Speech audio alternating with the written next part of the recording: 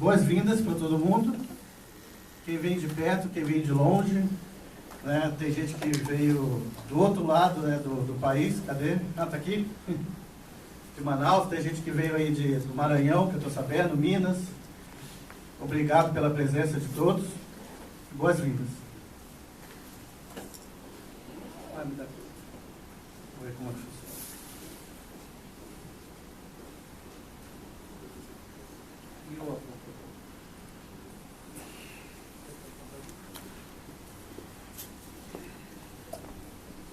Então, primeiramente, tem aqui uma mensagem que, como esse evento é um evento que iniciou dentro da comunidade Click, a empresa Click Technologies, ela não é patrocinadora desse evento e não é responsável por qualquer conteúdo e informação oferecida, né? As opiniões dos palestrantes e a minha opinião é somente minha e deles. Não está necessariamente, não foi passado pela Click, não uma posição oficial, é uma posição sobre o programa. Mas a maioria que está aqui, que já chegou, são pessoas que já se conhecem pelo menos pela internet. Então aqui é um encontro de amigos, a gente não precisa ter muitas regras, é um bate-papo, tá? Vai ter um horário que vai poder perguntar, vai ter um horário que a gente vai poder conversar lá no coffee break, e tudo liberado, assim, não tem muita regra, porque todo mundo aqui se conhece, ok? E está todo mundo aqui para ajudar um ao outro, né?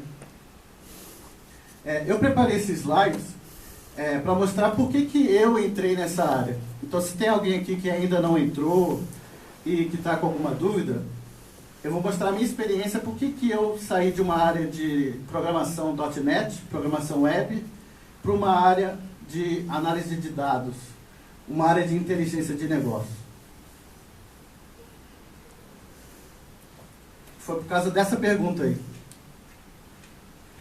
Eu criei um sistema que, no meu caso, entrar em detalhes, mas é um sistema transacional, né?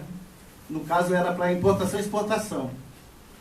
E eu trabalhei muito nesse sistema. Foram 2, 3 anos para deixar um sistema bem robusto, né?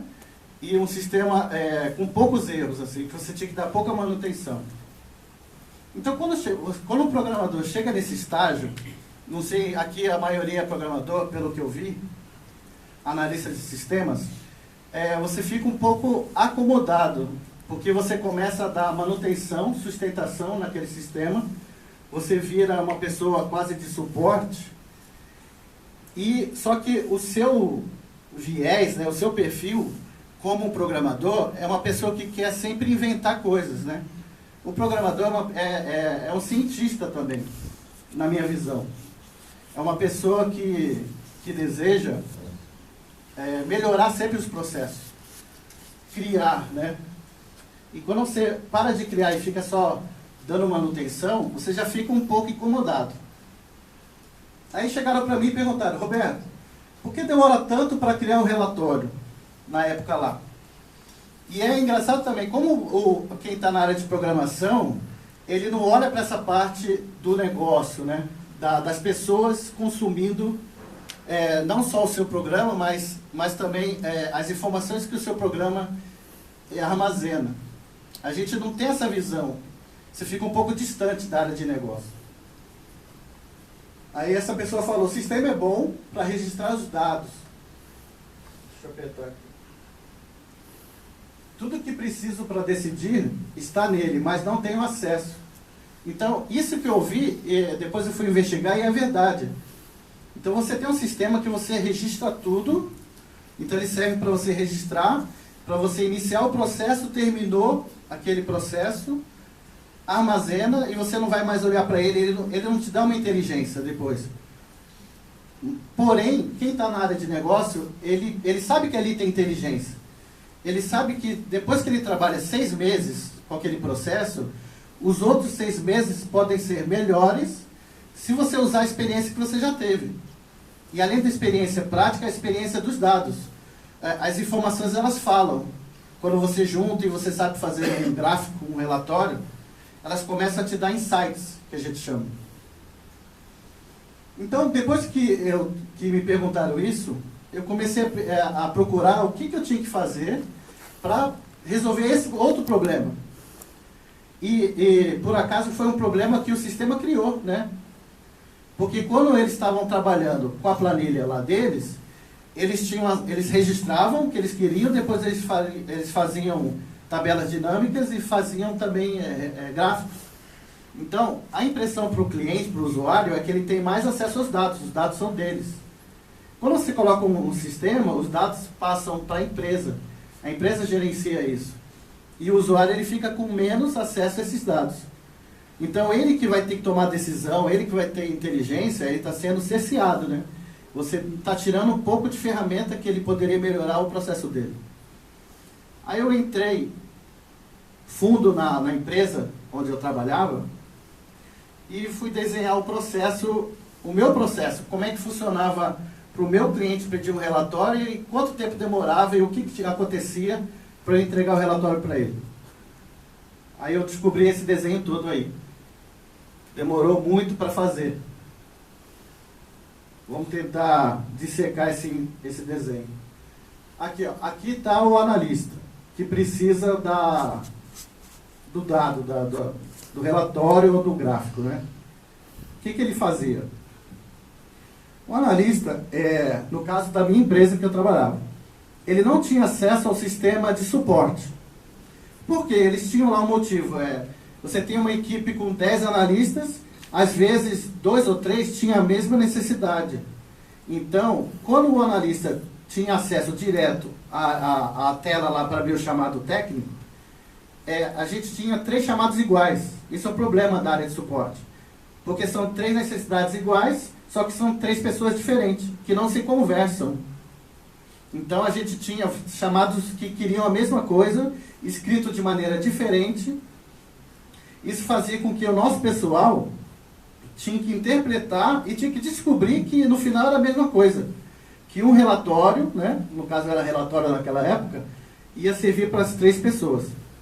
Então o coordenador da área, ele resolveu tirar o poder do analista de abrir o chamado e colocou para ele.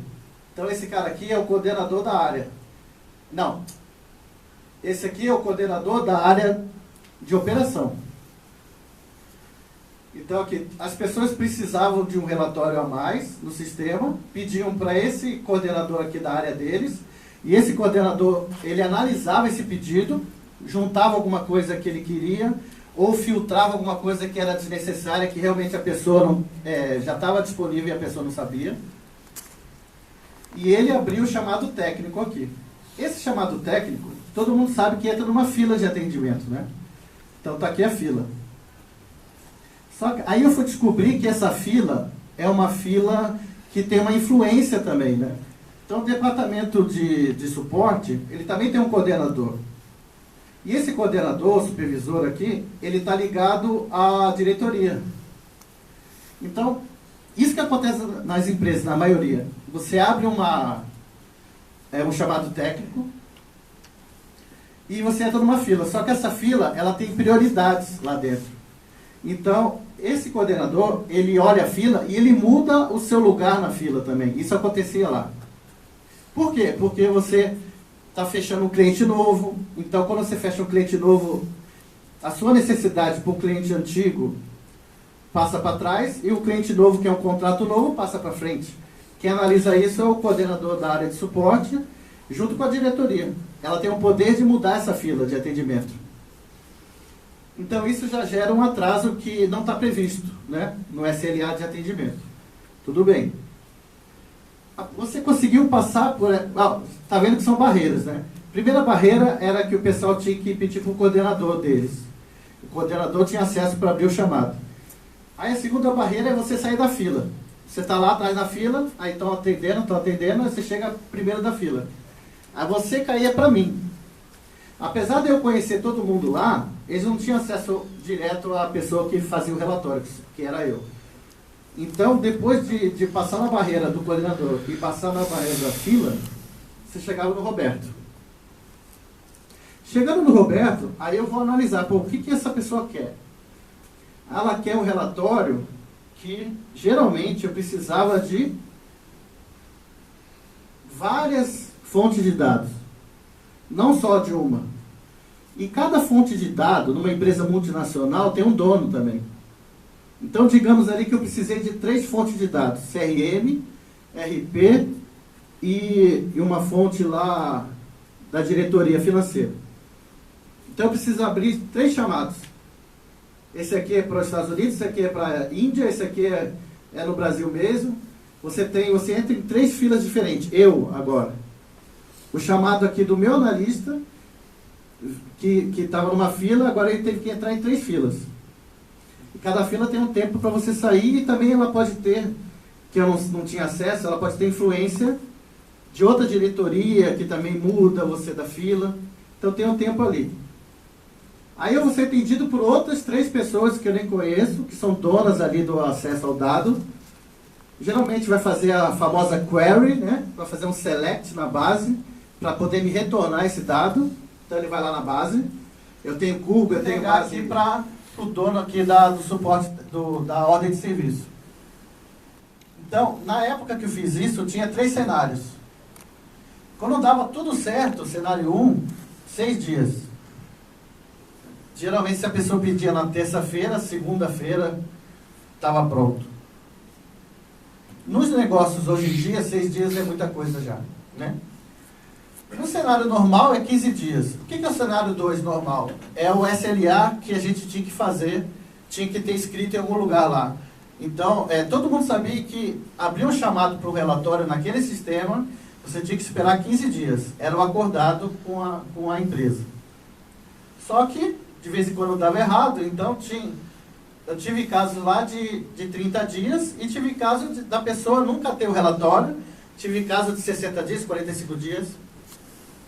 E o que fazia isso? Fazia a pessoa ter raiva, a palavra é essa mesmo, do sistema, né? O sistema é uma coisa boa, você tem que fazer o analista, o cara da operação, gostar do sistema. Quando você fala até de vendas, tem o CRM. Então você tem que fazer um vendedor, que é uma pessoa dinâmica, parar uma hora e colocar um dado no CRM. A gente também instalou o CRM lá. É muito difícil, porque o vendedor, ele sai da mesa, ele visita cliente. Então, para provar para ele que aquele dado que ele está colocando lá vai virar inteligência, você tem que provar e ele tem que entender isso, ele tem que ter uma vantagem para ele, tem que ter o retorno disso. O vendedor, o coordenador, o gerente. Então, eu observei que isso era um problema, e não é só de empresas pequenas nem médias, mas de grandes empresas, né? Que eu considerava a empresa que eu trabalhava, como é multinacional, é uma empresa grande. Aí eu vi que a palavra mágica era o BI, né? Pô, estuda BI, que você começa a tentar entender como você resolve esse problema. E naquela época, eu fiz um desenho. Porque quando eu aprendi a desenhar processo, você tem que desenhar como ele é e como você quer que ele seja. Então eu fiz o desenho como ele era, para poder mostrar lá para o meu chefe que ele tinha que investir em BI, né? Então, como ele era. E eu fiz depois esse desenho aí. Não foi dessa forma, né? Essa forma eu fiz só para palestra. Mas mais ou menos como ia ficar. Eu queria que aqui em cima, ó, surgisse uma dúvida, aqui para o analista, ele acessasse um sistema, que esse sistema já acessa todas as bases, e aqui no azulzinho, esse sistema, ele retorna aqui a query, né? E ele mostra do jeito que a pessoa quer ver, e a pessoa tem a resposta dela instantaneamente. Quando eu falei isso, muita gente dizia que era impossível, devido ao processo dentro da empresa, aos donos das origens dos dados, né? As pessoas, o DBA, não estou falando mal de DBA, né? Só que ele tem outra visão, né? A proposta do DBA, por exemplo, é tomar conta do banco, tomar conta daquelas informações. Então ele quer colocar segurança, ele quer, e ele é mandado fazer isso, né? Colocar alguns gatilhos para você não onerar a base, que a gente chama, né? Não ficar ali fazendo query desnecessária, ou num horário que vai demorar 5 horas para você fazer um carregamento. Tem que ter uma metodologia. Então, eu percebi que, além de provar para a diretoria, eu tinha que provar para o cliente, para o usuário, e tinha que provar para a área de TI também, para a área lá do DBA, para a área de suporte, para a rede, porque tudo trafega em rede. Então você acaba, quem é o herói que quer colocar o BI na empresa sozinho, né? Ele tem que convencer várias pessoas que vão pagar, que vão trabalhar mais, entre aspas, para poder deixar o negócio mais automático, para poder chegar nesse desenho que falaram para mim que era impossível. Por que eu estou falando isso, que era impossível? Ano passado eu trabalhei num projeto, que eu vou só mostrar aqui a foto, que eu consegui me realizar. Como isso é motivação pessoal, eu consegui ter a minha realização pessoal nesse assunto. Eu não vou revelar a empresa, que não tem muito porquê, mas tem uma foto ali. Isso, essa foto, esse projeto, ele me fez chegar no final de um ciclo. Por quê? Porque nesse projeto que eu participei, depois de ter descoberto que eu tinha que estudar BI, aí eu fiz uma pós-graduação em BI, aí na pós-graduação eu descobri que tem várias ferramentas, aí descobri que tem uma que chama ClickView, e esse ClickView eu vi que ele é rápido, ele é bom, ele é visualmente interessante, o usuário gosta de mexer, de filtrar, ele é interativo. Então eu falei, eu vou me dedicar a uma só ferramenta no começo, para eu poder ficar um pouco bom, né? Não expert, como tem o pessoal aqui da primeira fila, né? Mas ficar uma pessoa que sabe entregar um projeto ali nessa plataforma. Aí eu fiquei feliz de poder participar desse projeto, que a gente entrega uma informação atualizada de 30 em 30 minutos. Não sei se diminuiu? Não, né? 30 em 30 minutos. Informações de diversas origens e arquivos de formatos diferentes.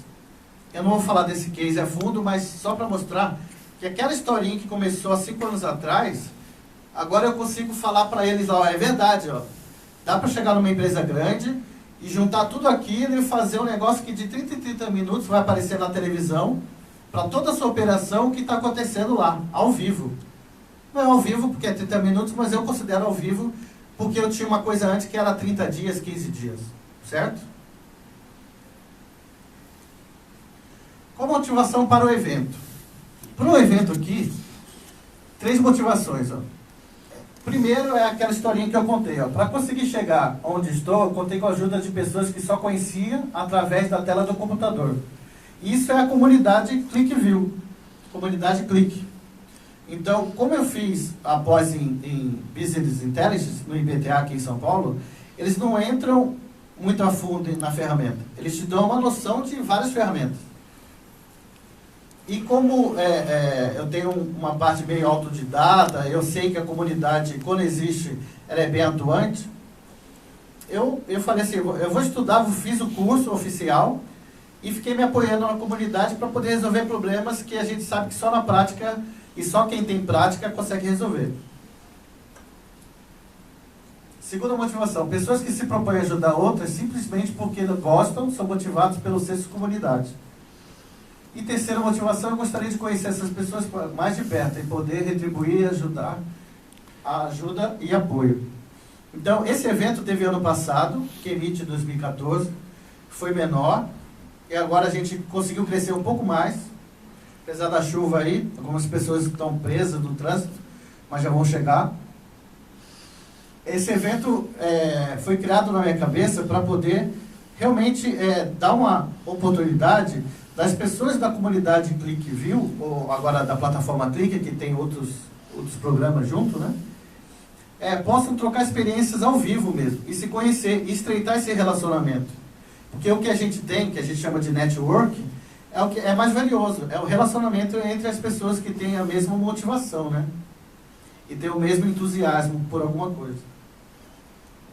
Então aqui está a comunidade, quem não conhece, alguém aqui nunca mexeu em Click? É novo?